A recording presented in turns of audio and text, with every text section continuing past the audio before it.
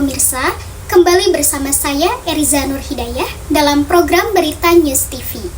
Kami akan mengupas tuntas perkembangan terbaru terkait kasus dugaan korupsi yang melibatkan pejabat negara. Komisi Pemberantasan Korupsi atau KPK baru saja mengungkap kasus dugaan korupsi dalam proyek pembangunan infrastruktur di Indonesia. Kasus ini menyeret sejumlah pejabat tinggi, termasuk kepala daerah serta beberapa pengusaha ternama. Berdasarkan hasil penyelidikan, dugaan korupsi ini melibatkan anggaran proyek jalan tol senilai 1,2 triliun. KPK menemukan indikasi markup atau penggelembungan dana dalam proyek tender proyek yang menyebabkan kerugian negara mencapai ratusan miliar rupiah. Wakil Ketua KPK dalam konferensi pers sore tadi menjelaskan bahwa modus yang digunakan dalam kasus ini adalah suap dan gratifikasi kepada sejumlah pejabat untuk memenangkan kontrak proyek.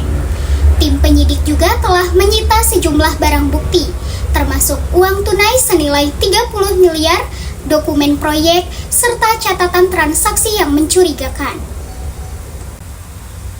Dalam operasi tangkap tangan yang dilakukan pada hari Rabu malam, KPK berhasil mengamankan 8 orang, termasuk seorang kepala dinas di salah satu kementerian dan beberapa pengusaha kontraktor.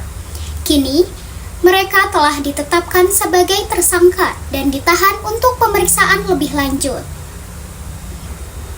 Pakar hukum menilai bahwa kasus ini menunjukkan lemahnya pengawasan terhadap proyek-proyek besar pemerintah. Oleh karena itu, diperlukan transparansi dan pengawasan yang lebih ketat untuk mencegah penyalahgunaan anggaran.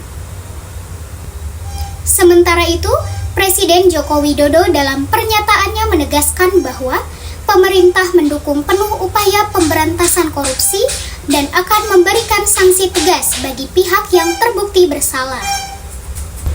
Pemirsa, kami akan terus memantau perkembangan kasus ini. Untuk informasi lebih lanjut, tetaplah bersama kami di News TV. Saya, Eriza Nurhidayah, pamit undur diri. Sampai jumpa.